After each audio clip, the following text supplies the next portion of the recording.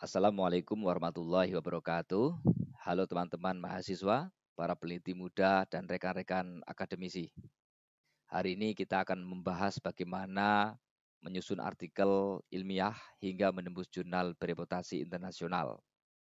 Topik ini bukan sekedar soal publikasi, ya, tetapi tentang bagaimana ide riset kita bisa diakui dan berdialog di tingkat global.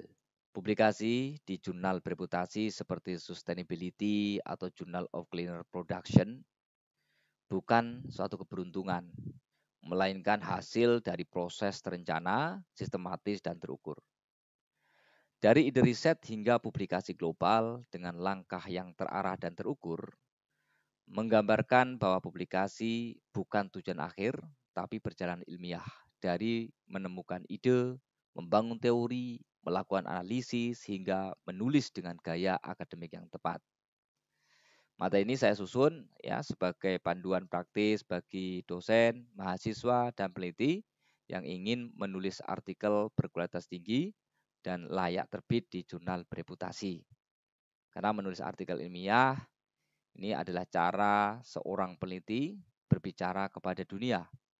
Jadi kita mulai perjalanan pembahasan pada hari ini, bagaimana menembus jurnal bereputasi, bukan maksud hanya agar artikel kita diterima, tapi hakikatnya agar pemikiran kita punya dampak dan nilai bagi ilmu pengetahuan global. Rekan-rekan mahasiswa dan peneliti, salah satu fondasi terpenting dalam karir akademik dan penelitian kita yaitu penulisan ilmiah. Menulis ilmiah bukan sekedar menuangkan data ke dalam format jurnal, tetapi merupakan proses berpikir ilmiah yang sistematis. Bagaimana kita menyusun narasi ilmiah yang orisinal, metodologis, dan relevan secara global. Kita mulai dengan pemahaman tentang standar internasional ya, jurnal bereputasi seperti MDPI atau Elsevier. Menuntut tiga hal utama yang harus ada, yaitu satu, orisinalitas. Karya artikel ilmiah harus menunjukkan gagasan yang baru yang belum pernah dibahas sebelumnya. Kemudian yang kedua, ketetapan metodologis. Nah, pendekatan riset harus kuat, terukur, dan dapat diprediksi. Yang ketiga, relevansi global. Riset tidak hanya penting bagi konteks lokal saja, tetapi juga memberikan nilai bagi komunitas ilmiah internasional. Jadi kelasnya apabila kita ingin menuju ke jurnal bereputasi internasional, maka artikel kita ini hendaknya bisa memberikan nilai bagi komunitas ilmiah internasional. Dengan memahami ketiga standar ini, kita tidak hanya menulis untuk memenuhi kewajiban publikasi saja, tetapi benar-benar ya artikel ilmiah kita bisa berkontribusi pada perkembangan ilmu pengetahuan global. Selanjutnya kita bahas ya dua kata kunci pada artikel ilmiah ya, yaitu novelty dan kontribusi. Sebuah artikel ilmiah yang baik harus mampu menjawab dua pertanyaan besar. Satu, apa kebaruan dari riset yang Anda lakukan? Dua, mengapa riset ini penting untuk perkembangan ilmu? Novelty pada karya ilmiah dapat muncul dari teori baru, metode baru bisa, atau konteks penerapan baru. Namun kebaruan ini pun tidak cukup. Harus ada kontribusi yang bermakna, baik secara teoritis ya maupun praktis. Inilah yang membedakan riset akademik biasa dengan riset yang berdampak. Dan yang tak kalah penting, tulisan ilmiah harus jelas, ringkas, dan meyakinkan. Banyak artikel ditolak bukan karena datanya lemah, tapi karena tulisannya kurang komunikatif. Tulisan ilmiah harus jelas dan bisa menjelaskan ide. Ringkas dalam penyampaian argumen, kemudian meyakinkan dalam menunjukkan bukti serta logika berpikir. Ingat, Banyak artikel yang ditolak bukan karena datanya lemah, tetapi karena tulisannya yang tidak komunikatif. Menulis ilmiah berarti mampu menuntun pembaca melalui alur berpikir yang runtuh dan persuasif. Maka secara umum ya, proses penulisan ilmiah ini bisa dibagi menjadi 3 tahap. Yang pertama adalah ide. Pada tahap ini, eksplorasi masalah dan identifikasi celah penelitian atau disebut juga dengan riset gap. Kemudian yang kedua, data. Data ini pada tahap pengumpulan, analisis, dan interpretasi temuan yang kredibel. Kemudian yang ketiga adalah publikasi, di mana publikasi adalah tahap artikulasi hasil penelitian dalam bentuk tulisan yang sesuai dengan standar jurnal bereputasi. Nah, ketika tahap ini akan membentuk satu kesatuan siklus riset, gagasan yang kuat, akan menghasilkan data yang bermakna, dan penulisan yang baik. Dan penulisan yang baik akan memastikan gagasan tersebut diterima oleh komunitas ilmiah. Rekan-rekan mahasiswa dan peneliti, setelah kita memahami esensi dari penulisan ilmiah, kita akan membahas struktur universal dari sebuah artikel ilmiah. Struktur ini tidak hanya bersifat formalitas, tetapi merefleksikan alur berpikir peneliti. Bagaimana kita membawa pembaca dari teori hingga kontribusi penelitian baru. Setiap bagian memiliki peran strategis. Dan ketika disusun dengan tepat, maka struktur ini akan membentuk sebuah narasi ilmiah yang utuh dan meyakinkan. Baik, kita bahas satu persatu. Yang pertama adalah judul. Judul adalah wajah pertama dari artikel ilmiah. Judul mencerminkan inti penelitian, yaitu menggambarkan variabel utama, konteks penelitian, dan arah kontribusi. Sehingga dengan judul pembaca langsung memahami fokus riset sejak awal mau kemana. Kemudian yang kedua, abstrak. Abstrak berfungsi sebagai rincian mini dari keseluruhan artikel. Abstrak yang efektif mampu membuat pembaca tertarik untuk melanjutkan membaca keseluruhan artikel. Yang ketiga, kata kunci. Kata kunci membantu indeksasi dan pencarian artikel dalam basis data ilmiah. Penggunaan kata kunci yang tepat, yang strategis, maka dapat meningkatkan visibilitas artikel dalam ekosistem publikasi global. Yang keempat, pendahuluan. Bagian ini menjawab pertanyaan, mengapa penelitian ini penting? Pendahuluan yang baik harus bisa memotivasi pembaca agar pembaca ya memahami betul bahwa penelitian ini memang layak dan harus dilakukan. Kemudian yang kelima, literatur review. Nah, literatur review menunjukkan posisi riset kita di antara penelitian sebelumnya. Di sini penulis mengulas teori hasil riset terdahulu, ya, membandingkan gap riset pada peneliti-peneliti terdahulu. Yang keenam, metode. Pada metode artikel ilmiah ini menjelaskan bagaimana cara penelitian dilakukan, ya. Yang ketujuh, hasil. Nah, bagian hasil dari artikel ilmiah ini menyajikan temuan penelitian secara objektif dan terukur. Yang kedelapan, pembahasan. Pembahasan menafsirkan hasil, menghubungkannya dengan teori dan menjelaskan implikasinya. Yang kesembilan, kesimpulan. Nah, kesimpulan ini adalah jawaban singkat atas pertanyaan dan tujuan penelitian. Dan yang terakhir, referensi. Referensi menunjukkan akar pengetahuan dari penelitian kita, di mana didasarkan atas sumber informasi yang diperoleh. Nah, setiap bagian ini dari ke-10 struktur utama artikel ilmiah ini sebagaimana puzzle ya, yang saling melengkapi untuk membentuk sebuah narasi ilmiah yang utuh dan meyakinkan.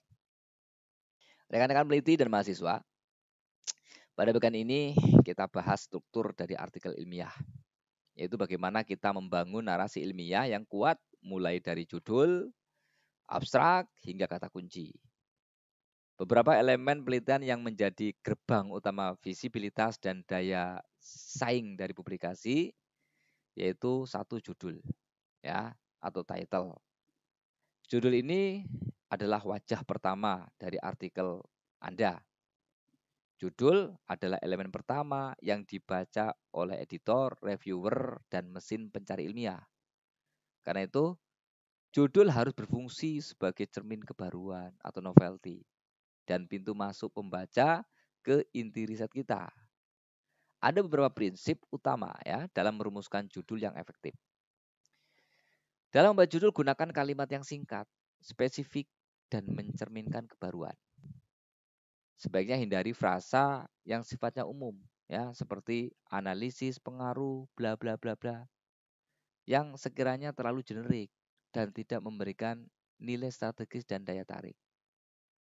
Kemudian judul, ya, yang baik ini biasanya tidak lebih dari 15 kata. Bahkan ada yang menentukan atau menetapkan tidak lebih dari 13 kata. Dan judul ini pastikan mencakup variabel utama serta mencakup dari konteks penelitian yang dilakukan. Pilihlah judul yang baik. Judul yang baik di mana tidak hanya sifatnya informatif saja, ya, tetapi juga strategis. Menunjukkan adanya relevansi penelitian yang kuat dalam konteks akademik maupun praktis. Ini menjadi salah satu daya tarik. Kemudian abstrak, ya.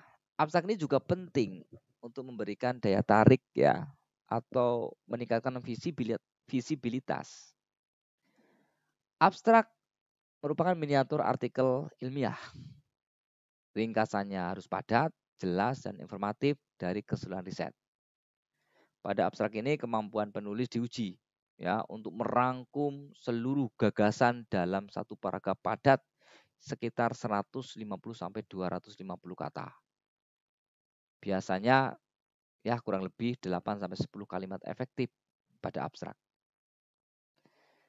Abstrak yang baik ya ini bisa atau mampu menjawab 5 pertanyaan mendasar. Ini dijawab di abstrak. 1, apa masalah yang diteliti?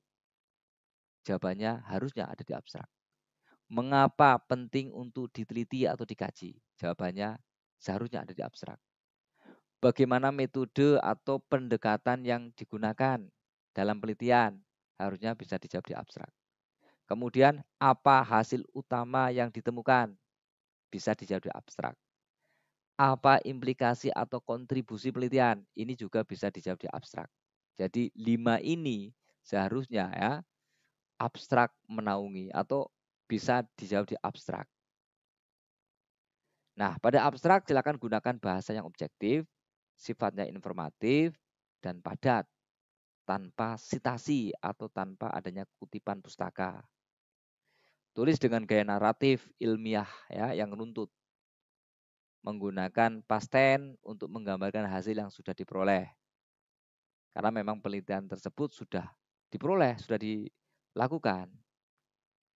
Ingat ya, bagi sebagian pembaca, abstraklah yang menentukan apakah artikel Anda ini layak dibaca, menarik ya, untuk dibaca secara keseluruhan. Kemudian yang mempengaruhi visibilitas adalah kata kunci ya atau keywords. Nah, kata kunci bukan sekedar pelengkap teknis, melainkan strategi indeksasi ilmiah yang sangat menentukan visibilitas riset Anda di basis data global ya. Seperti indeks Scopus, kemudian yang terindeks Google Scholar dan sebagainya. Ini perlu ini. Jadi beberapa prinsip penting ya ketika kita menentukan keyword dari artikel ilmiah kita. Silakan gunakan 5 sampai 6 istilah ilmiah yang diurutkan dari umum ke spesifik. Kemudian jumlah kata kunci ya silakan disesuaikan juga dengan aturan template dari artikel pada jurnal ya sebagai tujuan tempat draft artikel kita yang akan disubmit.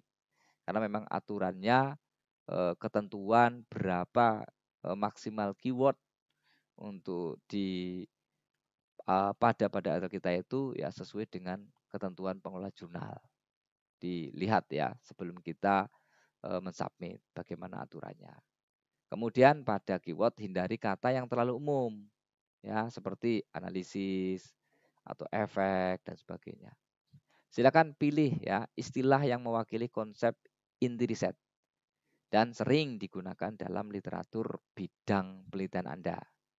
Sebagai contoh, alih-alih menulis marketing saja, maka bisa Anda gunakan kombinasi seperti brand image, customer trust, digital marketing, e-worm, purchase intention, ya, dan sebagainya. Agar artikel Anda ini lebih mudah ditemukan dan terindeks oleh mesin pencari akademik. Itu tujuannya. Jadi ketiga komponen awal ya, pada artikel ilmiah yang perlu diperhatikan supaya tingkat visibilitasnya tinggi, yaitu judul, abstrak, dan kata kunci. Jadi bukan hanya sekedar formalitas saja, tetapi merupakan strategi ilmiah untuk membangun visibilitas, kredibilitas, dan dampak penelitian pada artikel kita. Peneliti yang mampu merancang bagian ini secara efektif sedang menempatkan dirinya bukan hanya sebagai penulis, tetapi sebagai komunikator ilmiah yang handal, yang memahami bagaimana pengetahuan ini bisa disebarluaskan dan diakui secara global atau secara internasional. Baik, sekarang kita dalami ya secara detail apa itu abstrak. Abstrak masuk ke bagian yang sering dianggap sederhana, tetapi justru ya menentukan nasib artikel kita di meja editor. Abstrak adalah cerminan keseluruhan riset dalam 150 sampai 250 kata. Bisa dikatakan, kalau editor atau reviewer tidak tertarik saat membaca abstrak kita, maka hampir dipastikan naskah kita tidak akan dilanjutkan ke tahap review. Jadi abstrak harus padat, informatif, dan langsung pada inti riset, tidak bertele-tele, tidak berkepanjangan. Perhatikan struktur di slide ini. Ya, abstrak yang baik umumnya mencakup elemen utama, yaitu masalah, tujuan, metode, hasil, dan implikasi. Urutannya harus logis dan mengalir, seolah pembaca bisa memahami keseluruhan dari penelitian tanpa membaca artikel secara lengkap. Pertama ya, kita bahas bagian masalah dan tujuan. Mulailah dengan masalah dan tujuan ketika kita menulis abstrak.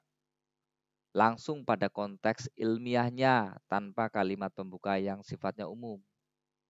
Di sini kita sampaikan fenomena global atau isu ilmiah yang menjadi dasar penelitian kita itu apa. Kemudian diikuti dengan tujuan riset yang jelas dan spesifik. Hindari kalimat pembuka yang sifatnya umum ya, seperti penelitian ini penting karena langsung saja masuk ke urgensi ilmiah dan konteks empiris. Misalnya ya, di tengah pertumbuhan perdagangan digital, memahami bagaimana electronic word of mouth e-worm membentuk kepercayaan menjadi hal yang krusial bagi perilaku konsumen yang berkelanjutan.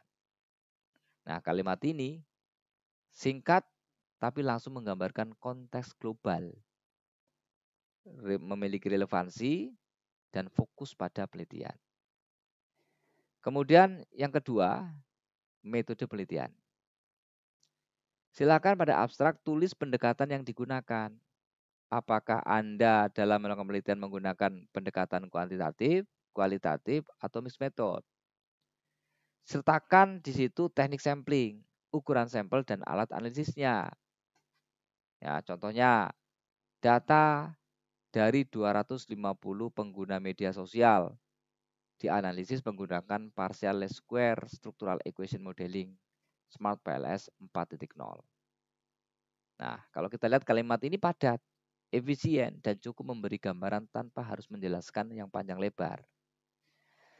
Kemudian ketiga ya adalah hasil utama. Nah, di abstrak hasil utama adalah bagian yang paling menarik bagi reviewer. Silakan sajikan 3-4 kalimat temuan inti faktual tanpa interpretasi yang panjang lebar. Gunakan hasil statistik sederhana, ya seperti kita soroti nilai koefisien regresinya atau nilai beta, R-square-nya, atau nilai p-value-nya ya untuk menunjukkan signifikansi. Misalnya, kredibilitas influencer berpengaruh signifikan terhadap kepercayaan merek dengan nilai beta atau nilai koefisien regresi 0,42, p-value lebih kecil dari 0,01. Sedangkan IWOM menunjukkan pengaruh tidak langsung yang lebih kuat melalui citra merek. Jadi hasil utama pun ya ini silakan sajikan temuan inti. Ya, 3-4 kalimat. Kalimat yang ringkas, konkret dan ilmiah ini memberi nilai lebih pada kejelasan data ya pada bagian abstrak. Kemudian yang keempat adalah implikasi dan kontribusi. Perhatikan ya, abstrak ini hendaknya dinarasikan implikasi dan kontribusi. Ini yang sering dilupakan ketika seorang peneliti menulis abstrak. Di sini Anda harus tegaskan apa makna hasil dari penelitian kita, baik dari sisi teori maupun praktik. Tulis secara reflektif. Misalnya, temuan ini memperluas teori offline behavior dengan mengintegrasikan mekanisme kepercayaan relasional dalam konteks pemasaran digital. Misalnya seperti itu. Atau secara praktis, hasil penelitian ini mengarahkan pemasar untuk memprioritaskan komunikasi jawab yang otentik dibandingkan dengan dukungan berbayar atau paid endorsement. Ya, 1-2 kalimat sudah cukup untuk menunjukkan kontribusi ilmiah dari artikel ilmiah kita. Intinya, abstrak harus mampu menjawab 5 pertanyaan mendasar, yaitu what, why, how, what for, and what's next. Tidak perlu disitasi ya pada ketika kita menulis abstrak. Tidak perlu istilah teknis yang belum dijelaskan. Silakan gunakan kalimat aktif, artinya tulislah dengan subjek yang melakukan tindakan, bukan yang dikenai tindakan. Contoh, penelitian ini menganalisis bla bla bla. Nah, pilihan di abstrak ini lebih baik kalimatnya daripada telah dianalisis oleh penelitian ini bla bla bla bla. Nah, silakan pada abstrak Anda gunakan bahasa akademik yang lugas ya, yaitu gunakan bahasa yang formal tetapi tidak bertele-tele. Fokus pada isi, bukan hiasan kata, dan hindari frasa yang kosong, yaitu hindari kalimat pembuka yang tidak menambah makna ilmiah. Atau tulislah secara langsung, jelas dan padat, tanpa kalimat pengantar yang tidak diperlukan, seperti penelitian ini berupaya mengkaji peran kepercayaan digital dalam membentuk niat beli daring. Atau dapat disimpulkan bahwa kredibilitas influencer secara signifikan memperkuat kepercayaan merek. Nah, kedua kalimat ini masih menggunakan pengantar yang bisa dihapus ya tanpa mengubah makna. Bahasa lugasnya dapat dibuat ya. Penelitian mengkaji kepercayaan digital berperan penting dalam membentuk niat beli daring. Atau disimpulkan kredibilitas influencer secara signifikan memperkuat kepercayaan merek. Jadi mahasiswa dan peneliti sekalian, abstrak adalah representasi dari kualitas riset kita secara keseluruhan. Karena itu, sebelum mengirimkan naskah, silakan bacalah kembali abstrak Anda dengan benar-benar. Tanyakan pada diri sendiri apakah saya sudah menjelaskan ide riset ini dengan jelas, padat, dan meyakinkan hanya dalam satu paragraf padat, yaitu abstrak.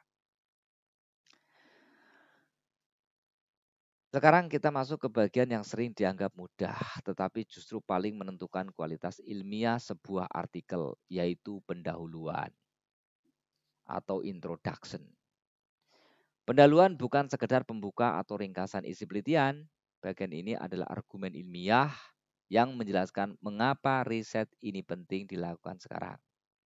Reviewer ya biasanya membaca pendahuluan untuk menilai 3 hal. Satu, apakah topik ini relevan dan aktual? Dua, apakah ada gap penelitian yang jelas? Dan yang ketiga, apakah penulis mampu menunjukkan kontribusi baru secara ilmiah? Ini kalau reviewer membaca pendahuluan. Mereka akan lihat 3 hal ini, biasanya seperti itu. Lihat di monitor, kita menggunakan logika piramida terbalik saat menyusun pendahuluan. Artinya, pendahuluan ini dimulai dari isu besar di tingkat global, lalu dipersempit ke konteks spesifik. Diteruskan dengan gap penelitian, kemudian ditutup dengan tujuan serta kontribusi riset. Proporsinya juga penting ya, bisa dilihat kurang lebih sekitar 20-25% untuk isu global, 25-30% untuk gap penelitian, dan 15% untuk tujuan serta kontribusi. Bagian pertama adalah isu global dan urgensi. Mulailah dengan fenomena luas dan relevan secara internasional. Paparkan konteks global dan urgensi riset pada pendahuluan di awal paragraf, ya. Lalu dukung dengan data empiris terbaru. Nah, isu global atau isu internasional, Anda bisa gunakan data internasional ya, seperti World Bank, data reportal, atau UN statistik dan sebagainya. Tujuannya untuk menunjukkan bahwa riset Anda ini lahir dari persoalan nyata dan memiliki dampak yang luas. Misalnya, pertumbuhan pesat ekosistem digital telah mengubah dinamika kepercayaan konsumen di seluruh dunia. Nah, kalimat ini langsung menunjukkan konteks global tanpa harus berpanjang-panjang kalimat. Pada membuat pendahuluan, hindari langsung menyebut variabel. Fokuslah pada fenomena yang relevan dan berdampak luas. Ya, contohnya, perubahan perilaku digital konsumen pasca pandemi menunjukkan peningkatan eksposur terhadap informasi daring. Namun kepercayaan digital masih fluktuatif di pasar berkembang. Selanjutnya konteks spesifik. Dari isu global tadi kita persempit ke bidang yang lebih spesifik ya, bisa wilayah atau tingkat industri tertentu. Misalnya konteks Indonesia atau sektor UKM digital. Nah, langkah ini penting agar riset Anda terasa relevan dan memiliki pijakan empiris yang kuat. Jadi, dari masalah global yang luas, Anda mengarah pada fokus yang konkret. Contoh, namun masih sedikit penelitian yang mengkaji fenomena ini di pasar berkembang seperti Indonesia. Dengan kalimat semacam ini, maka pembaca tahu ya di mana posisi riset Anda berada. Kemudian yang langkah ketiga adalah literatur gap. Inilah bagian yang menjadi roh pendahuluan. Gap berarti menunjukkan apa yang belum diteliti atau belum dijelaskan dengan cukup baik dalam studi sebelumnya. Silakan gunakan pendekatan constructive mapping ya untuk menunjukkan apa yang belum dijawab oleh literatur dan apa yang masih menjadi gap atau celah berdasar literatur-literatur yang ada. Lalu silakan posisikan riset Anda sebagai solusi atas gap atau celah tersebut.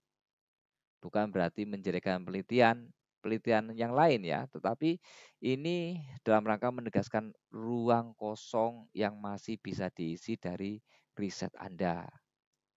Misalnya ya, penelitian-penelitian sebelumnya berfokus terutama pada kredibilitas influencer, namun hanya sedikit perhatian yang diberikan pada bagaimana IWOM memediasi kepercayaan dalam konteks merek berkelanjutan.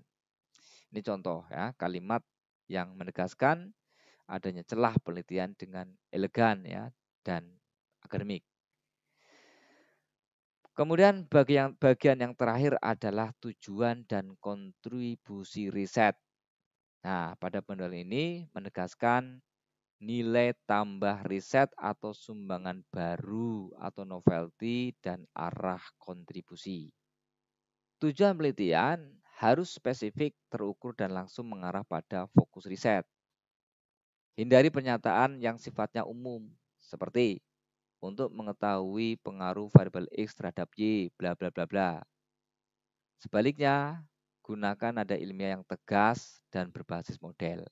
Misalnya, penelitian ini mengembangkan model terintegrasi antara teori dan plain behavior dan relational marketing teori untuk menjelaskan pembentukan kepercayaan digital pada konsumen generasi muda di Indonesia.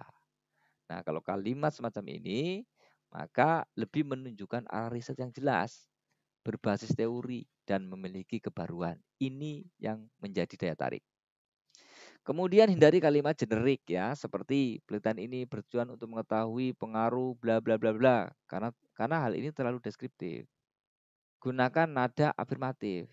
Misalnya, penelitian ini mengembangkan model integrasi yang menggabungkan antara teori of plain behavior dan relational marketing teori untuk menjelaskan pembentukan kepercayaan digital. Kalimat seperti ini menunjukkan novelty ya dan arah kontribusi ilmiah Anda dengan jelas. Selanjutnya silakan tekankan kontribusi teori. Jelaskan bagaimana riset Anda memperluas teori yang sudah ada, kemudian memperkenalkan variabel baru atau menjembatani dua pendekatan teoritis yang sebelumnya terpisah. Misalnya, Anda bisa menunjukkan bagaimana riset ini memperkaya teori perilaku konsumen dengan perspektif kepercayaan digital. Lalu tambahkan kontribusi praktis. Bagian ini penting ya bagi reviewer yang ingin melihat dampak nyata penelitian. Silakan jelaskan manfaat hasil penelitian bagi pelaku industri atau pembuat kebijakan atau masyarakat. Sebagai contoh, temuan ini memberikan panduan strategis bagi brand lokal untuk meningkatkan engagement melalui komunikasi digital yang otentik. Akhiri pendahuluan dengan kalimat kuat yang menegaskan novelty, nilai tambah baru yang Anda bawa ke dunia akademik. Ingat, reviewer mencari bukan hanya riset yang baik, tapi riset yang relevan dan baru atau memiliki keterbaruan. Jadi kalau kita ringkas ya, pendahuluan yang baik ini mampu menjawab satu pertanyaan besar, yaitu mengapa penelitian ini penting dan apa yang membuatnya baru. Bila Anda bisa menjawab pertanyaan itu dengan alur yang logis, dari global ke spesifik, kemudian dari teori ke kontribusi, maka reviewer akan melihat riset Anda bukan sekedar replikasi, tetapi kontribusi baru bagi ilmu pengetahuan. Sekarang kita masuk ke bagian tinjauan literatur atau literatur review, yaitu jembatan antara teori dan data empiris. Banyak penulis muda salah kaprah dengan menjadikan bagian ini sekedar daftar teori. Padahal tinjauan literatur adalah peta pemikiran ilmiah yang menunjukkan seberapa dalam Anda memahami bidang riset. Ada 4 langkah penting dalam menyusun literatur review yang baik. Yang pertama adalah lakukan sintesis literatur. Bukan sekedar menulis ulang teori, tapi menilai, membandingkan, dan mengintegrasikan hasil studi tertentu. Tujuannya adalah menunjukkan pola, konsistensi, atau bahkan kontradiksi yang ada di dalam penelitian-penelitian sebelumnya. Kedua, jelaskan hubungan konseptual antar variabel. Gunakan narasi kausal yang logis, ya. Misalnya, electronic word of mouth atau EWOM memengaruhi brand image karena kredibilitas sumber informasi membentuk persepsi keaslian merek. Kalimat seperti ini menunjukkan pemahaman mekanisme hubungan, bukan hanya pengulangan teori. Ketiga, bangun kerangka teoritis. Tunjukkan teori utama yang digunakan dan jelaskan bagaimana teori tersebut berfungsi sebagai alat berpikir ilmiah. Misalnya, teori of plain behavior atau TPB digunakan untuk menjelaskan perilaku intensional, Sedangkan Relational Marketing Theory atau RMT menjelaskan hubungan emosional antara konsumen dan merek. Keempat, silakan rumuskan hipotesis atau model konseptual. Hipotesis yang baik muncul dari argumen logis dan bukti empiris, bukan spekulasi. Misalnya, H1, kredibilitas influencer memiliki pengaruh positif terhadap kepercayaan konsumen melalui citra merek. Ingat, literatur review adalah jantung logika penelitian. Literatur review menunjukkan kemampuan Anda berpikir sintetik dan kritis. Bukan hanya beberapa banyak Anda membaca, tapi seberapa baik Anda menilai dan menghubungkan. Sekarang kita masuk ke bagian metode penelitian. Bagian ini bukan hanya prosedur teknis ya, tetapi merupakan bukti ilmiah bahwa riset kita dirancang secara sistematis, terukur dan dapat dipercaya. Ketika reviewer membaca bagian metode, hal pertama yang mereka nilai bukan seberapa canggih alat statistik yang digunakan, tetapi seberapa transparan dan replikatif proses penelitian Anda.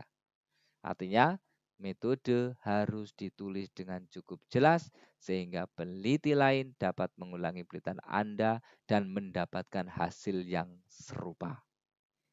Disinilah makna kita trustworthiness muncul. Kredibilitas ilmiah yang lahir dari keterbukaan metodologis. Menurut Bebi tahun 2021, metode adalah bukti bahwa penelitian dilakukan dengan perencanaan yang sistematis, bukan sekedar hasil kebetulan. Maka di bagian ini kita perlu menjelaskan secara rinci 4 komponen utama pada metode penelitian. 1. Desain, populasi, dan sampling. 2. Teknik pengumpulan data. 3. Uji kualitas instrumen. Dan yang keempat adalah analisis data. 4 komponen utama ini harus ada pada metode penelitian pada artikel ilmiah. Dan satu hal penting pada metode, tunjukkan transparansi metodologis. OSF tahun 2022 menegaskan bahwa keterbukaan dalam menjelaskan prosedur riset mulai dari desain, pengumpulan data hingga teknis analisis adalah merupakan syarat utama agar artikel diterima di jurnal bereputasi tinggi. Oleh karena itu, ketika Anda menulis bagian metode, maka bayangkan bahwa Anda sedang mengajar peneliti lain untuk mereplikasi riset Anda. Tulislah dengan jujur, sistematis, dan proporsional. Hindari istilah teknis yang tidak dijelaskan, serta hindari klaim yang berlebihan terhadap akurasi data. Metodologi yang kuat ini mampu menunjukkan bahwa riset Anda bukan hanya valid, tapi layak menjadi rujukan ilmiah. Saya ulangi kembali bahwa 4 komponen penting yang wajib ada di setiap artikel ilmiah, apapun bidangnya, sebagai materi di bagian metode adalah 1. Desain, populasi, dan sampling. 2. Pengumpulan data. 3. Uji kualitas instrumen. Dan keempat, analisis data. Ini harus ada atau harus dinarasikan di metode penelitian pada artikel ilmiah. Mari kita bahas satu persatu. Pertama, desain, populasi, dan sampling. Pada artikel ilmiah, jelaskan dengan tegas jenis penelitian yang digunakan, apakah kuantitatif, kualitatif, atau mixed method. Misalnya untuk riset perilaku konsumen digital, Anda bisa memilih desain kuantitatif dengan pendekatan survei eksplanatori. Selanjutnya, populasi harus dijelaskan secara spesifik. Hindari kalimat yang sifatnya umum seperti responden adalah pengguna media sosial. Lebih baik tulis dengan presisi. Responden adalah konsumen berusia 18 hingga 35 tahun di Indonesia yang aktif mengikuti brand minuman di TikTok dan Instagram. Kemudian jelaskan teknik sampling yang digunakan. Jika menggunakan pendekatan non-probabilistic sampling, seperti purposive sampling, maka pastikan alasan pemilihannya dijelaskan secara metodologis, bukan secara praktis. Misalnya, purposive sampling digunakan karena karakteristik responden relevan dengan fenomena digital trust. Lalu, berikan justifikasi statistik, seperti berdasarkan atau rekomendasi dari Herr JR et al. 2022, minimal menggunakan 10 responden per indikator untuk metode SAM. Seperti itu. Penjelasan seperti ini menunjukkan bahwa desain riset Anda ini terencana dan berbasis teori, bukan asal ambil data. Kemudian yang kedua adalah pengumpulan data. Nah, di bagian ini fokuskan penjelasan pada instrumen penelitian dan etika riset. Sebutkan instrumen yang digunakan, misalnya kuesioner dengan skala Likert 5 poin. Dan pastikan Anda menyebutkan sumber adaptasinya dari studi sebelumnya, agar instrumen terlihat valid secara teoritis. Misalnya, indikator variabel IWOM diadaptasi dari UN Chen tahun 2022. Jangan lupa sertakan juga aspek etika penelitian, seperti penerapan informed consent untuk memastikan partisipasi bersifat sukarela dan anonim. Hal ini penting karena banyak jurnal internasional menolak artikel tanpa bukti kepatuhan terhadap prinsip etika penelitian. Kemudian yang ketiga adalah uji kualitas instrumen. Ya, setelah data terkumpul, langkah selanjutnya adalah memastikan bahwa instrumen Anda valid dan reliable. Untuk penelitian kuantitatif, lakukan pilot test terlebih dahulu untuk memastikan item kuesioner dipahami dengan baik oleh responden. Kemudian, lakukan uji reliabilitas menggunakan kumpa alpha dengan batas minimal 0,7 serta uji kualitas konvergen menggunakan average variant extracted AVE lebih besar sama dengan 0,5. Jelaskan uji diskriminan ya dapat dilakukan dengan HTMT kurang dari 0,9. Sedangkan untuk penelitian kualitatif, kualitas data diuji melalui triangulasi sumber dan validasi ahli atau expert validation. Semua pengajian ini bertujuan untuk memastikan bahwa instrumen benar-benar mengukur apa yang seharusnya diukur, sehingga hasilnya dapat dipercaya dan direplikasi. Kemudian yang keempat adalah analisis data. Bagian ini menjelaskan bagaimana data penelitian Anda ya diolah untuk menjawab pertanyaan riset atau untuk menjawab rumusan masalah ya atau fokus pertanyaan. Jika menggunakan metode kuantitatif berbasis pada structural equation modeling atau SEM, maka sebutkan alat analisis yang digunakan. Misalnya menggunakan Smart PLS 4.0 atau menggunakan AMOS, misal seperti itu. Laporan hasil harus mencakup indikator seperti overloading, composite reliability, AVE, dan pengajuan melalui bootstrapping, ya 5.000 subsamples misalnya, untuk melihat signifikansi hubungan antar variabel. Sedangkan bila penelitian Anda bersifat kualitatif, jelaskan proses analisis tematik menggunakan perangkat seperti NVivo atau menggunakan Atlas, ya, serta bagaimana tema-tema dikodekan dan diverifikasi secara bertahap. Ingat, reviewer jurnal bereputasi tidak hanya melihat hasilnya, ya, nilai hasilnya, tetapi juga keterlacakan proses analisis. Semakin transparan metode Anda jelaskan, semakin tinggi tingkat trust-nya pada penelitian Anda. Jadi metode bukan sekedar bagian teknis, tetapi landasan etika dan kejujuran ilmiah. Transparansi, replikabilitas, dan ketelitian adalah 3 prinsip yang membedakan penelitian akademik yang dapat dipercaya dari sekedar laporan data. Openness in method is the currency of modern science. Keterbukaan metodologis adalah mata uang kepercayaan dalam sains modern.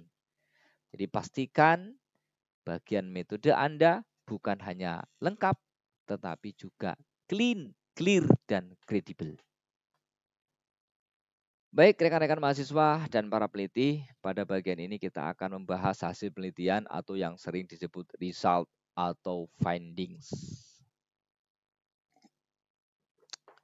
Bagian ini adalah inti dari seluruh proses penelitian, karena disinilah data berbicara.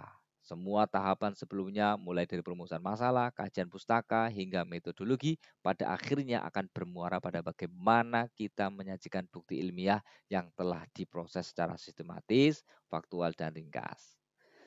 Mengapa bagian ini begitu penting? Ya karena hasil penelitian bukan sekedar menampilkan angka, tabel, atau kutipan wawancara. Tapi hasil penelitian harus menjawab pertanyaan penelitian yang telah dirumuskan sejak awal ya pada bagian pendahuluan atau latar belakang dengan cara yang objektif dan bebas interpretatif. Dalam bahasa sederhana, penulis tidak sedang bercerita tetapi mendengarkan suara data. Sebagaimana dijelaskan oleh Field tahun 2018. Hasil penelitian adalah bagian di mana data berbicara dan penulis bertugas memastikan suaranya terdengar jelas tanpa didominasi tafsir penulis. Artinya peneliti tidak boleh menambahkan opini atau penilaian subjektif di bagian hasil, tapi tugas peneliti adalah menampilkan apa adanya. Apa yang ditemukan bukan apa yang diharap ditemukan. Jadi nggak boleh ya basa-basi, harus apa adanya. Ya, nggak boleh dikarang-karang apa atau dimanipulasi, nggak boleh. Bayangkan jika Anda sedang memegang kaca pembesar ya, seperti terlihat pada monitor ya. Kaca pembesar itu melambangkan tugas peneliti untuk memperbesar, menyoroti, dan menampilkan kebenaran data secara jernih. Data yang semula hanya deretan angka atau kata-kata yang belum bisa diinterpretasikan, dengan melalui proses analisis yang sistematis, maka bisa berubah menjadi makna ilmiah. Jadi makna yang dapat diverifikasi, diuji, dan dipahami oleh komunitas ilmiah lainnya. Oleh karena itu, dalam penulisan bagian hasil, pastikan 3 hal yang harus ada, yaitu 1. Kejelasan sistematika, di mana data disajikan sesuai urutan rumusan masalah atau tujuan penelitian. Kedua, konsistensi dengan metode. Bentuk penyajian hasil harus selaras dengan jenis data dan metode analisis yang digunakan.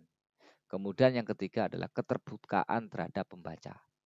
Maka di sini hindari bahasa yang mengarahkan penggiringan interpretasi sesuai subjektivitas dari keinginan peneliti. Biarkan pembaca menilai sendiri berdasarkan data yang Anda tampilkan. Dengan demikian, bagian hasil penelitian bukan hanya laporan temuan, tetapi juga bentuk tanggung jawab ilmiah terhadap kebenaran data. Inilah langkah awal yang membawa kita dari data menuju makna ilmiah, dari fakta mentah menuju pengetahuan yang dapat dipertanggungjawabkan secara akademik.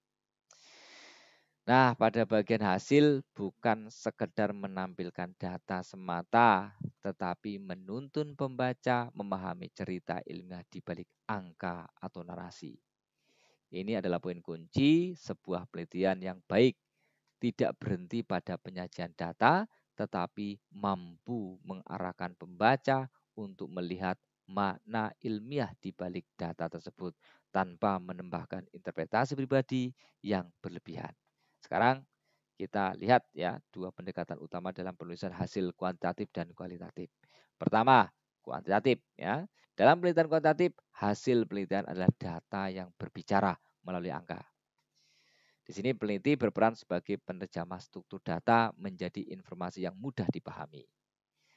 Sajikan data secara deskriptif, misalnya frekuensi, presentasi, rata-rata, atau standar deviasi. Kemudian lanjutkan dengan uji model pengukuran atau uji hipotesis, seperti Bayesian regresi, nilai T, T statistik, nilai P, P-value, dan R-square. Gunakan tabel dan grafik yang jelas agar pembaca dapat menangkap pesan data tanpa harus membaca panjang lebar. Kuncinya biarkan angka yang berbicara, bukan opini penulis yang berbicara gitu. Yang kedua, model qualitative research. Kalau model qualitative research ini makna yang berbicara. Hasil penelitian kualitatif tidak berbentuk angka, melainkan makna yang dihasilkan dari interpretasi sistematis terhadap data naratif. Jika sebelumnya pada penelitian kualitatif angka yang berbicara, maka pada penelitian kualitatif makna yang berbicara. Penelitian kualitatif berfungsi menampilkan tema utama, subtema, dan kutipan langsung dari partisipan untuk memperkuat keabsahan temuan. Gunakan kutipan peserta secara proporsional, tidak terlalu panjang, dan pastikan setiap kutipan memiliki fungsi analitik, bukan sekedar ilustrasi. Itu pada pendekatan kualitatif. Hindari narasi panjang yang menjelaskan tafsir pribadi Anda. Bagian hasil hanyalah wadah suara partisipan dan makna yang muncul dari data, bukan tempat menulis pembahasan atau opini penulis. Nah, beberapa prinsip ringkas: hindari kalimat opini atau justifikasi teoritis, karena itu tempatnya nanti di bagian pembahasan. Kemudian gunakan visual, tabel grafik atau diagram, ini membantu pembaca melihat pola tanpa penjelasan berlebihan. Kemudian konsisten dengan rumusan masalah dan tujuan penelitian. Setiap data yang disajikan harus relevan langsung dengan pertanyaan dan tujuan penelitian. Kemudian yang terakhir, pisahkan hasil dari interpretasi. Karena hasil hanya menyajikan temuan, cukup diinterpretasikan saja dengan singkat. Sedangkan makna dan analisis akan dibahas ya pada bagian pembahasan. Jadi tempatnya beda-beda. Saya tegaskan ya di sini bahwa dalam riset kuantitatif seluruh hasil harus disajikan berbasis angka, karena tujuan utamanya adalah menguji hipotesis secara empiris.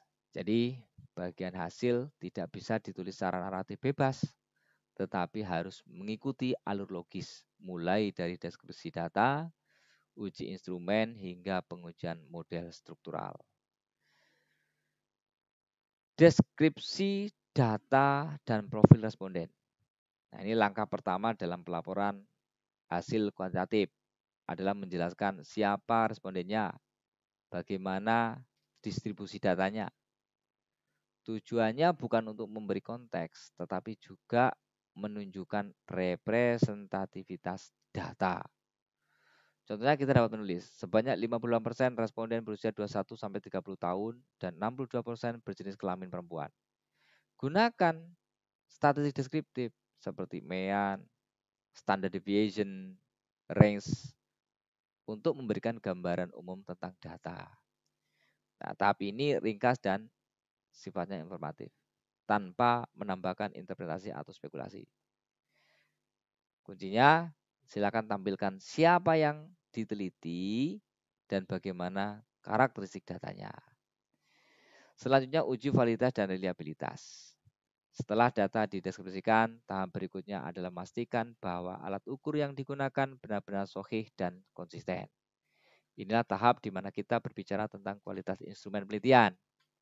Validitas memastikan bahwa butir-butir pertanyaan benar-benar mengukur konstruk yang dimaksud. Sementara reliabilitas memastikan hasilnya konsisten bila diulang.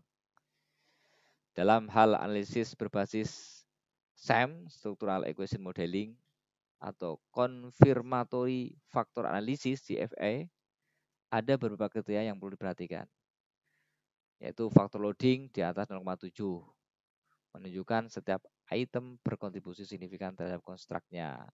Kemudian nilai AVE lebih besar 0,5, menandakan variabel mampu menjelaskan lebih dari separuh varians indikatornya. Kemudian composite reliability atau CR 0,7, lebih besar 0,7, menunjukkan konsistensi internal yang memadai. Kemudian HTMT ya, ini HTMT ketentuannya tidak lebih dari 0,9 atau Ada yang menyebutnya yang penting nilainya tidak 1 HMT-MT-nya, maka masih diizinkan. Jika ketiga kriteria ini terpenuhi, maka alat ukur dapat dikatakan valid dan reliable, sehingga hasil penelitian dapat dipercaya secara ilmiah.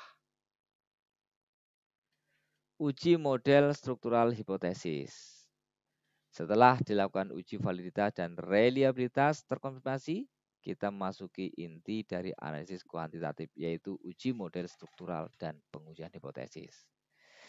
Nah, pada tahap ini peneliti menguji hubungan antar variabel melalui analisis regresi atau SEM. Laporan hasil paling tidak mencakup koefisien jalur atau koefisien regresi. Ini menunjukkan arah dan kekuatan hubungan antar variabel. Kemudian nilai P, nilai probabilitas atau nilai signifikansi. Ini mengindikan signifikansi statistik hubungan tersebut. Dan nilai R square ya menggambarkan seberapa besar variabel bebas mampu menjelaskan variabel terikat. Sebagai contoh, kita bisa menyebutkan hasil menunjukkan bahwa pengaruh motivasi terhadap kinerja signifikan dengan nilai beta 0,45, p-value 0,01, dan R square sebesar 0,61. Artinya 61% variasi kinerja dapat dijelaskan oleh variabel motivasi dan model tersebut. Penting diingat, bagian hasil hanya menyajikan data, dan hasil uji bukan membahas maknanya. Penjelasan mengenai mengapa hasilnya demikian akan dibahas di bagian diskusi atau pembahasan. Kemudian kita bicara kredibilitas metodologis pada model penelitian kuantitatif. Bapak Ibu dan rekan-rekan peneliti, aspek yang sering luput namun sangat penting adalah kredibilitas metodologis. Sebuah laporan kuantitatif yang baik tidak hanya kaya data, tetapi juga mampu mempertahankan kredibilitas metodologinya. Artinya setiap angka yang disajikan harus dapat dipertanggungjawabkan secara ilmiah dan disampaikan secara efisien. Pelaporan kuantitatif harus informatif, namun ekonomis. Hindari interpretasi berlebihan, cukup menyatakan apakah hipotesis diterima atau tidak. Ini adalah prinsip utama dalam menulis bagian hasil penelitian kuantitatif. Kita tidak sedang membuat narasi interpretatif, melainkan menyampaikan fakta empiris secara ringkas dan berimbang. Analisis tambahan ya, yang sifatnya opsional. Dalam beberapa penelitian, secara opsional mengikuti model ya atau kerangka penelitian dari peneliti. Peneliti menambahkan analisis lanjutan seperti uji mediasi, moderasi, atau bahkan multi-group analisis atau MGE. Tujuannya bukan untuk memperumit hasil ya, melainkan untuk memperkaya pemahaman terhadap mekanisme psikologis atau perilaku antar variabel. Sebagai contoh, uji mediasi menjelaskan bagaimana pengaruh satu variabel terjadi melalui variabel lain. Uji moderasi menunjukkan kapan atau dalam kondisi apa pengaruh tersebut menjadi lebih kuat atau menjadi lebih lemah. Kemudian multi-group analisis digunakan untuk membandingkan apakah model bekerja sama pada dua kelompok berbeda. Misalnya berdasarkan jenis kelamin, usia, atau wilayah. Analisis tambahan seperti ini menunjukkan kedalaman berpikir peneliti, sekaligus meningkatkan daya jelajah metodologis penelitian. Namun penting untuk diingat, hasilnya tetap harus dilaporkan secara ringkas dan langsung pada intinya. Tidak perlu narasi panjang, berbelit-belit, bertele-tele, ya. Cukup tunjukkan bukti dan implikasi statistiknya. Penyajian visual, ya. Prinsip kedua dalam menjaga kredibilitas metodologis adalah penyajian visual yang efektif. Daripada membanjiri pembaca dengan tabel-tabel statistik yang panjang, maka silakan gunakan diagram alur atau page model atau struktural model visualization. Visualisasi membantu pembaca memahami pola hubungan antar variabel secara instan. Misalnya dengan satu diagram, pembaca langsung dapat melihat arah panah antar variabel, nilai koefisien jalur, serta tingkat signifikansinya tanpa harus membaca deretan angka. Selain itu, visualisasi juga memperkuat transparansi ilmiah.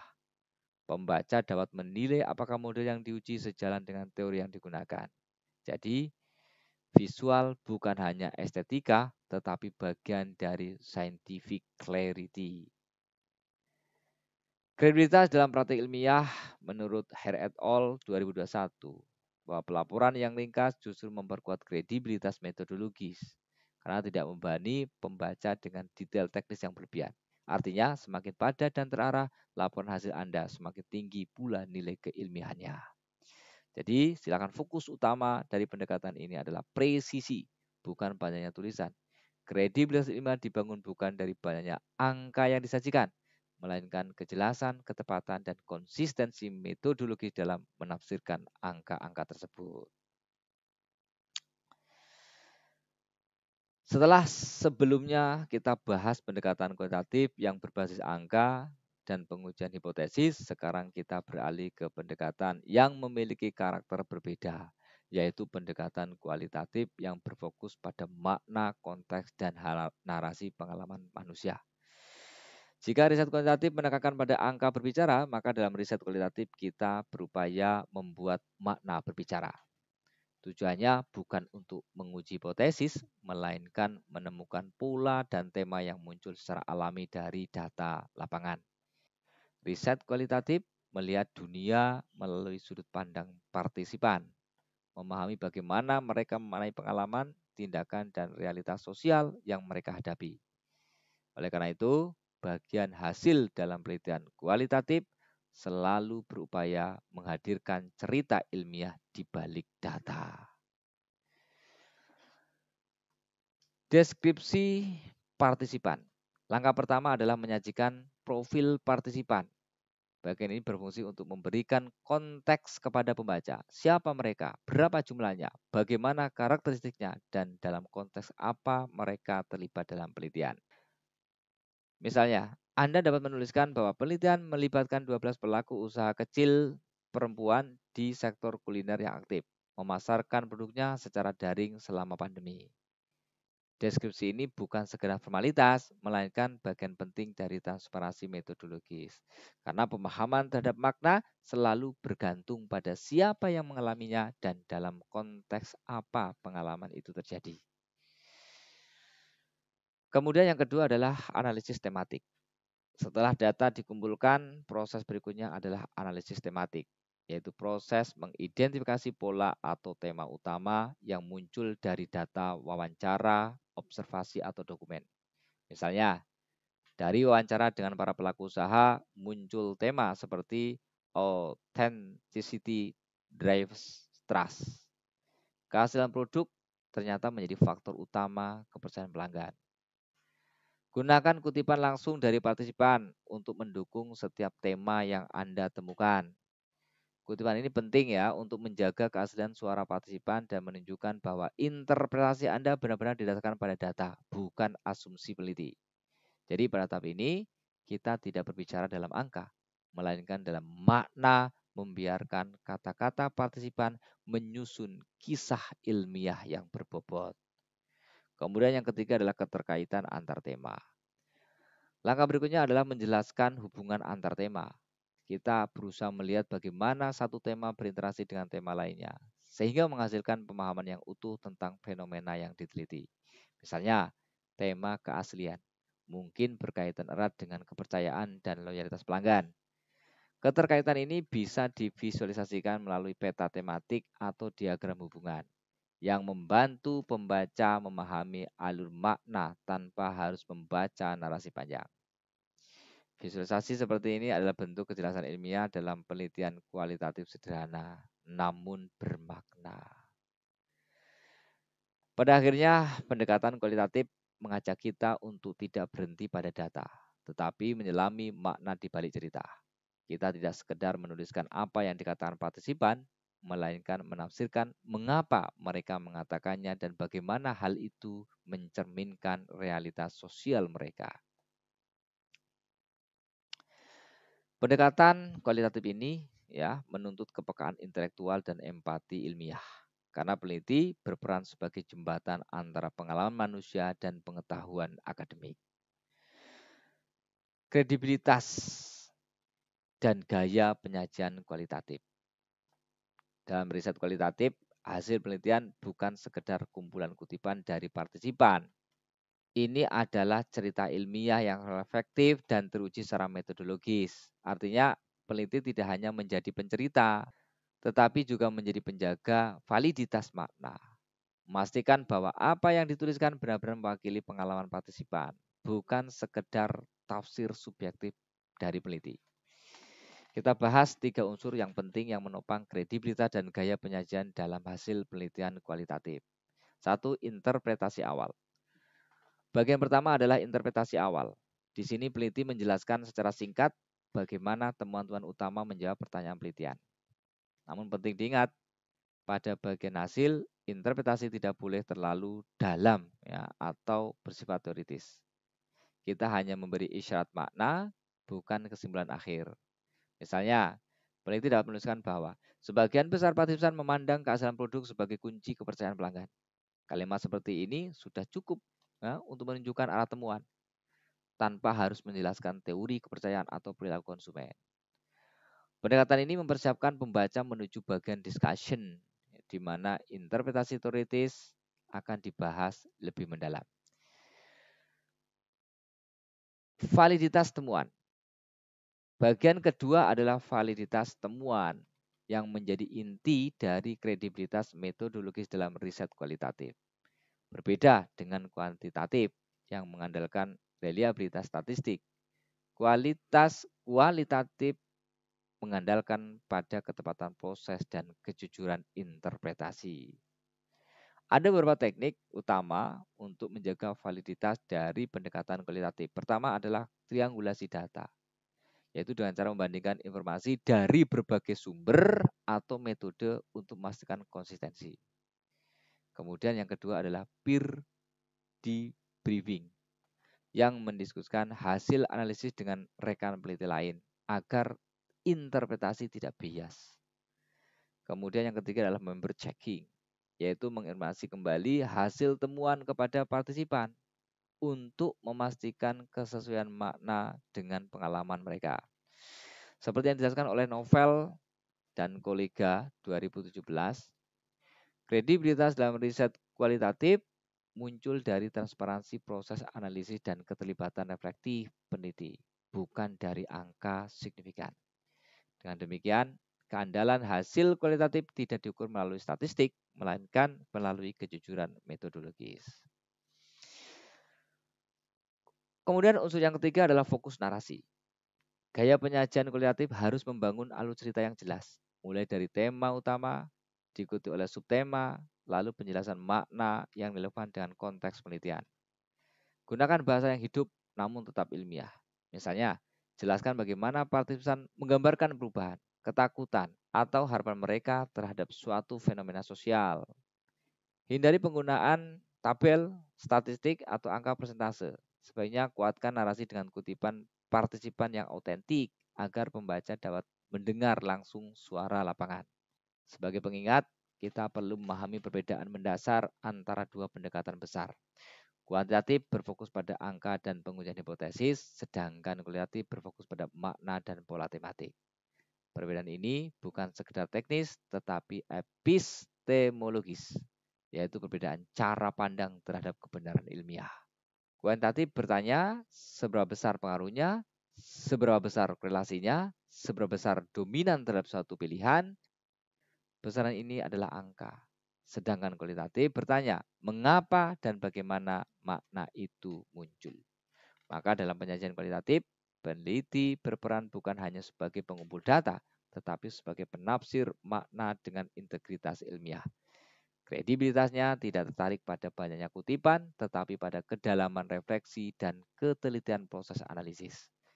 Dengan gaya penulisan yang naratif, reflektif, dan metodologis, hasil penelitian kualitatif dapat menjadi bukan hanya laporan akademik, tetapi cermin realitas manusia yang syarat dengan makna.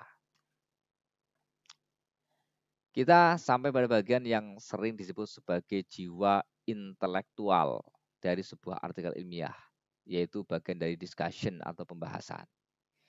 Disinilah peneliti menunjukkan kematangan berpikir ilmiah, bukan sekedar menyajikan hasil, tetapi menjelaskan makna di balik hasil tersebut. Bagian discussion atau pembahasan ini menjawab pertanyaan paling penting dari setiap penelitian. So what? Jadi apa maknanya? Mengapa hal ini penting bagi ilmu pengetahuan dan masyarakat? Menurut Scholz and Fick 2021, discussion atau pembahasan adalah ruang di mana peneliti menafsirkan hasil dalam konteks teori, membandingkannya dengan penelitian sebelumnya, dan menunjukkan kontribusi teoritis maupun praktisnya. Kita bahas interpretasi temuan. Porsi terbesar dalam discussion atau pembahasan adalah interpretasi temuan. Pada bagian ini, tugas peneliti adalah menjelaskan mengapa hasil yang ditemukan bisa terjadi. Gunakan teori sebagai pijakan logika, bukan sekedar pembanding.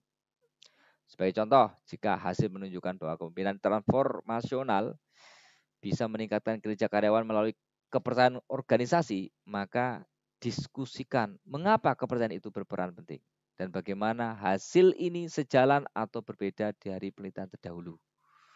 Dari pertanyaan ini, maka akan memunculkan argumentasi ilmiah sebagai pijakan logika yang didasarkan atas teori-teori pendukung dari temuan. Jadi bukan sekedar komparasi atau pembanding. Jadi pahamkan di sini bahwa discussion atau pembahasan bukan tempatnya menulis ulang hasil, tetapi untuk menyusun narasi argumentatif yang menghubungkan data, teori, dan konteks penelitian. Inilah wujud dari berpikir ilmiah tingkat tinggi, bukan sekedar mendeskripsikan, melainkan memaknai. Kemudian yang kedua adalah implikasi teoritis atau kontribusi teoritis. Bagian ini menjawab pertanyaan, apa kontribusi penelitian ini terhadap ilmu pengetahuan? Di sini peneliti menjelaskan nilai tambah teoritis dari temuannya. Apakah hasil penelitian memperkuat teori yang ada? Apakah ia mengembangkan model konseptual yang baru? Atau justru menemukan variabel baru menjadi suatu kebaruan yang sebelumnya belum dibahas dalam literatur? Sebagai contoh, penelitian Anda bisa menegaskan kembali relevansi teori motivasi Herzberg di konteks budaya Asia atau memodifikasi model teknologi acceptance model ya dengan variabel baru seperti kepercayaan sosial digital. Pahamkan di sini bahwa setiap artikel ilmiah yang baik selalu memberikan sumbangan konseptual, bukan sekedar mengulang hasil orang lain. Kemudian yang ketiga kita bahas implikasi praktis. Bagian ini menjawab pertanyaan, apa manfaat nyata bagi hasil penelitian ini bagi dunia praktik?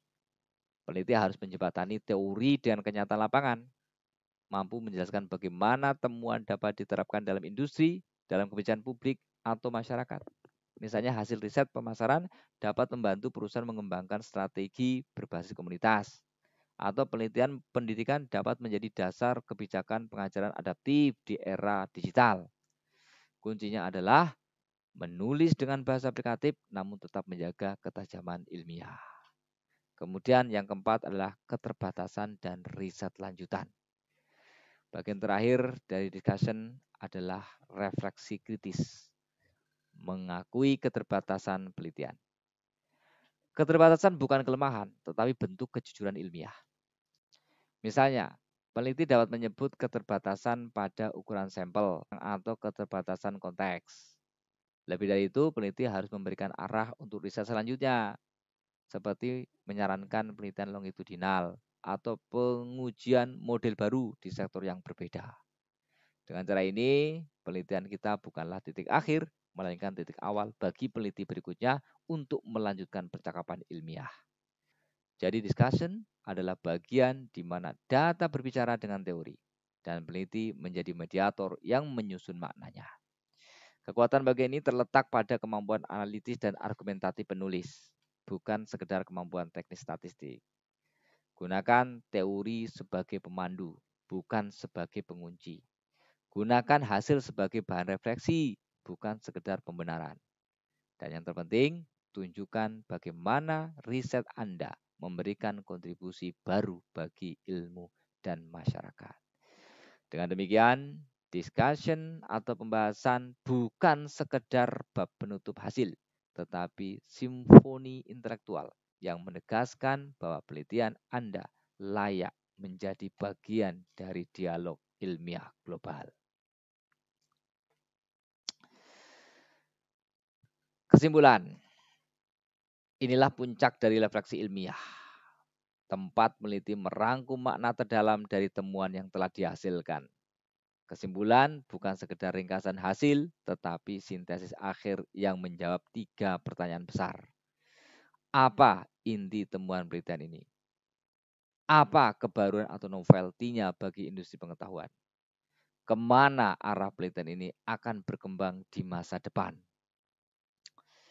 Kemudian ringkasan temuan utama.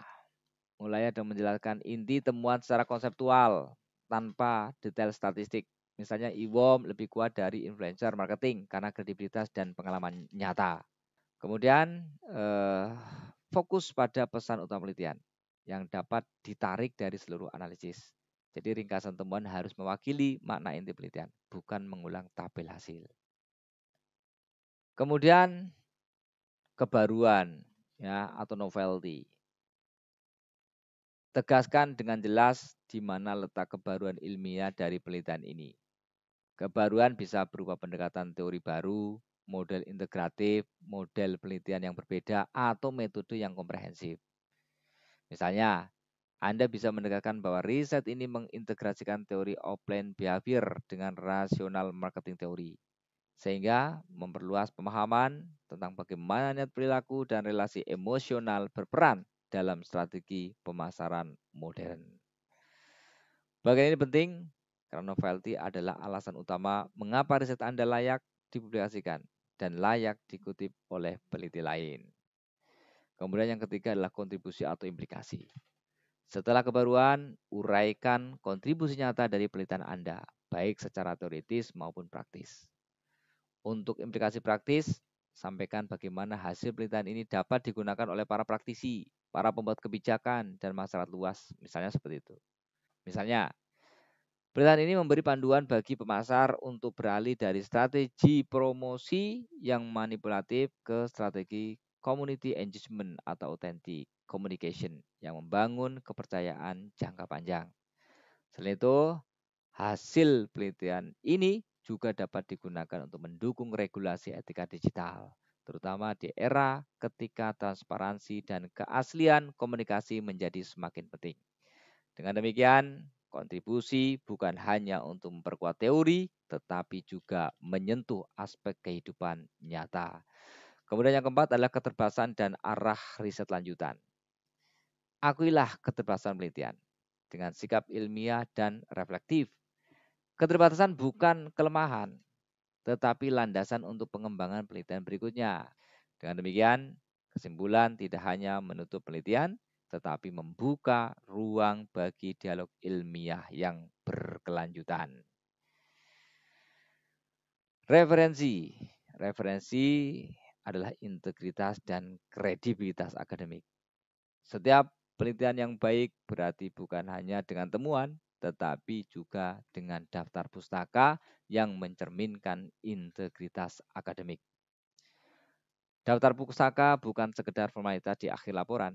Daftar pustaka adalah cermin dari kredibilitas dan kedalaman pahaman ilmiah seorang peneliti. Melalui rujukan, kita menunjukkan bahwa penelitian ini berdiri di atas fondasi pengetahuan yang kokoh dan terkini. Kemudian, berbicara kualitas sumber. Langkah pertama dalam membangun kredibilitas akademik adalah memastikan kualitas sumber rujukan. Prioritaskan artikel dari jurnal internasional berreputasi. Misalnya yang terindeks Scopus atau Web of Science pada peringkat Q1 hingga Q2. Serta buku akademik dari penerbit terpercaya. Hindarilah penggunaan blog pribadi, Wikipedia, atau jurnal predatori yang tidak melalui proses telaah sejawat atau peer review. Sumber semacam itu mungkin mudah diakses, tetapi tidak menjamin validitas ilmiah. Sebagai standar, disarankan mencantumkan 40-60 referensi, dengan setidaknya 80% diambil dari jurnal terindeks dalam 5 tahun terakhir. Hal ini menegaskan bahwa riset Anda berdialog dengan perkembangan pengetahuan yang mutakhir, bukan teori yang sudah usang. Berikutnya, perhatikan konsistensi gaya sitasi. Gunakan satu format standar yang pada umumnya menggunakan apa? 7th edition secara konsisten dari awal hingga akhir. Jangan mengabaikan aturan kecil seperti penulisan huruf kapital, tahun, atau format DOI, karena hal ini seringkali menjadi alasan penolakan naskah oleh jurnal ilmiah. Kerapian dalam sitasi menunjukkan disiplin dan profesionalisme akademik. Anda juga bisa seragamkan model tulisan judul. Setiap kata pada judul diawali dengan huruf kapital semua sehingga seragam penulisannya. Mengutip referensi tidak hanya mengutip untuk menghormati karya orang lain, tetapi juga memperkuat argumen kita dengan bukti yang sahih dan terverifikasi. Manajemen referensi. Dalam era digital, peneliti dituntut untuk efisien sekaligus akurat. Karena itu, gunakan aplikasi manajemen referensi seperti Zotero atau Mendeley. Aplikasi ini membantu Anda menyimpan, mengelompokkan, dan memformat rujukan secara otomatis. Mengurangi risiko kesalahan teknis seperti sitasi ganda, kehilangan sumber, atau format yang tidak seragam. Lebih dari sekedar alat bantu, manajemen referensi mencerminkan etika kerja ilmiah yang sistematis dan menghargai integritas pengetahuan. Jadi, biarlah daftar pustaka Anda tidak sekedar deretan nama, tetapi menjadi peta intelektual yang menunjukkan perjalanan Anda dalam memahami, menafsirkan, dan memperluas cakrawala ilmu pengetahuan. Etika sitasi dan strategi referensi kuat. Dalam dunia akademik, setiap ide adalah hasil dialog pengetahuan. Karena itu, etika sitasi menjadi hal mendasar dalam menjaga integritas ilmiah dan kejujuran intelektual. Sitasi bukan hanya soal urutan teknis, seperti menuliskan nama dan tahun, tetapi lebih dari itu. Sitasi adalah bentuk penghormatan terhadap ide dan karya ilmiah orang lain. Silakan Anda gunakan jurnal bereputasi dan jangan gunakan jurnal predator. Saat menyusun referensi, kita wajib membedakan antara jurnal ilmiah yang kredibel dan yang tidak kredibel atau predator. Gunakan jurnal bereputasi, misalnya yang terindeks Scopus, Web of Science, ini untuk tingkat global. Gunakan Sinta 1 hingga 2 untuk konteks nasional. Hindari jurnal predator yang menawarkan publikasi cepat tanpa proses telaah sejawat atau peer review yang sahih. Jurnal predator mungkin tampak mudah diakses, tetapi ia merusak kredibilitas penelitian dan dapat meroncareng reputasi akademik penulis. Selalu ingat, reputasi akademik dibangun melalui kualitas, bukan kecepatan publikasi. Etika sitasi menuntut ketelitian. Pertama, kutipan langsung, wajib disertai tanda kutip dan halaman sumber. Ini bukan sekedar aturan teknis, tetapi cara menjaga transparansi dalam pelaporan ilmiah. Kedua, saat melakukan parafrase, nama penulis dan tahun tetap harus dicantumkan. Mengubah kalimat tanpa mencantumkan sumber tetap tergolong plagiarisme ide. Ketika gunakan ternitin atau alat serupa untuk memastikan orisinalitas naskah. Tingkat kesamaan yang wajar biasanya di bawah 20%.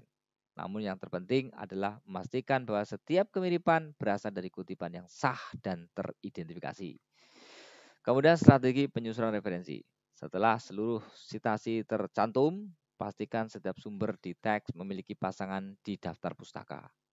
Jangan sampai di badan naskah ada sumber referensi ya dengan nama pengarang A, ternyata di daftar pustaka tidak ada pengarang nama A. Ini namanya tidak matching ya antara tubuh artikel dengan referensi. Urutkan semua referensi secara alfabetis berdasarkan nama belakang penulis dan perhatikan ejaan, tanda baca, format sesuai pedoman seperti apa 7th edition. Terakhir, fokuskan referensi pada sumber yang benar-benar mendukung argumen penelitian. Jangan sekedar memperbanyak jumlah referensi tanpa relevansi yang kuat. Kekuatan referensi bukan pada banyaknya, tapi pada ketepatan dan kedalamannya.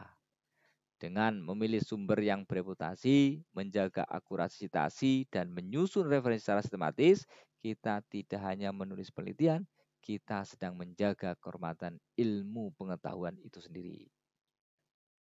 Kriteria penulisan jurnal internasional, ya perlu Anda ketahui bahwa ketika kita menulis untuk jurnal internasional berreputasi, penting untuk memahami bahwa yang dinilai bukan hanya format atau jumlah halaman, melainkan kualitas berpikir ilmiah dan kontribusi terhadap pengetahuan global. Editor dan reviewer tidak sekedar mencari tulisan yang rapi, tetapi mencari argumen yang kuat, metodologi yang kuat, dan kebaruan yang bermakna. Kita bahas satu persatu. Kriteria utama yang umumnya menjadi fokus penelitian. 1. Kejelasan ide atau clarity.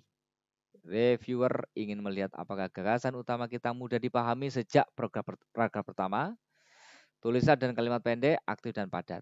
Hindari jargon teknis yang tidak perlu dan hindari istilah berulang yang membuat pembaca lelah. Kejelasan bukan berarti sederhana, tetapi jelas, terarah, dan logis. Tulisan ilmiah yang baik seharusnya bisa dimengerti oleh pembaca lintas disiplin, bukan hanya oleh pakar di bidang yang sama. Kemudian yang kedua adalah novelty atau kebaruan. Aspek ini menjadi jantung dari penelitian jurnal internasional. Reviewer akan bertanya apa yang baru dari riset ini. Apakah studi ini mengisi celah penelitian sebelumnya atau menawarkan cara pandang baru terhadap teori yang ada. Novelty tidak selalu berarti menemukan hal revolusioner. Bisa saja berupa aplikasi teori lama dalam konteks baru. Integrasi dua pendekatan yang berbeda atau temuan yang memperluas pemahaman global. Kemudian yang ketiga adalah ketepatan metodologis. Sebuah riset yang hebat tidak hanya menarik idenya, tetapi juga kuat metodenya. Reviewer menilai apakah desain penelitian, teknis analisis, dan validasi hasil dijelaskan secara rinci dan dapat direplikasi. Tulisan ilmiah yang dapat direplikasi menunjukkan transparansi dan kredibilitas ilmiah. Hindari uraian metode yang terlalu umum atau asumtif. Jelaskan langkah-langkahnya agar pembaca lain bisa mengulang penelitian Anda dengan hasil yang konsisten. Yang keempat adalah kekuatan argumen atau rigor. Kekuatan argumen tercermin dari kedalaman analisis dan kontribusi logika. Gunakan teori yang relevan, dukung setiap klaim dengan data empiris yang kuat, dan rujuk pada literatur terbaru dari jurnal bereputasi tinggi. Reviewer akan menghargai tulisan yang menunjukkan pemahaman mendalam terhadap teori dan kemampuan mengaitkannya dengan data. Tulisan yang argumentatif, bukan deskriptif semata, memiliki peluang lebih besar untuk diterima. Kemudian yang kelima adalah relevansi global. Akhirnya jurnal internasional selalu menanyakan, mengapa teman ini penting untuk dunia? Hubungkan hasil penelitian Anda dengan isu sosial, ekonomi, atau teknologi global. Misalnya, bagaimana riset Anda berkontribusi pada sustainability, digital information, atau human well-being. Dengan demikian, penelitian Anda tidak hanya lokal, tetapi juga memiliki dampak dan resonansi internasional. Jadi menulis untuk jurnal internasional berarti menjadi bagian dari percakapan ilmiah global. Kejelasan ide memastikan pesan Anda sampaikan. Kebaruan menunjukkan Anda membawa sesuatu yang baru dan ketepatan metodologis menjamin hasil Anda dipercaya. Jika seluruh elemen ini dipenuhi, tulisan Anda bukan hanya layak diterbitkan, tetapi juga layak dikutip dan diingat. Mari kita renungkan sejenak mengapa kita menulis. Apakah sekedar memenuhi kewajiban akademik, atau karena kita ingin meninggalkan jejak pemikiran yang bermakna bagi dunia. Menulis ilmiah bukan perjalanan instan. Menulis ilmiah tidak lepas dari risiko revisi, penolakan, dan perjuangan. Namun di balik setiap berkoreksi, setiap umpan balik tersimpan peluang untuk tumbuh sebagai ilmuwan sejati. Karena sesungguhnya publikasi ilmiah bukan soal kecepatan, tapi soal ketulusan untuk mencari kebenaran dan berbagi pengetahuan. Jadi jangan takut ditolak.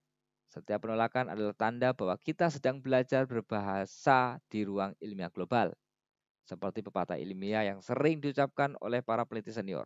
Artikel yang ditolak bukan kegagalan, tapi undangan untuk menulis dengan lebih baik.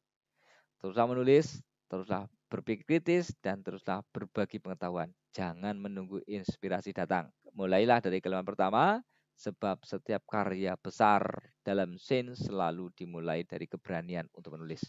Dengan semangat itu, mari kita jadikan penelitian bukan hanya tugas akademik, tapi kontribusi nyata bagi kemajuan ilmu pengetahuan dan kemanusiaan.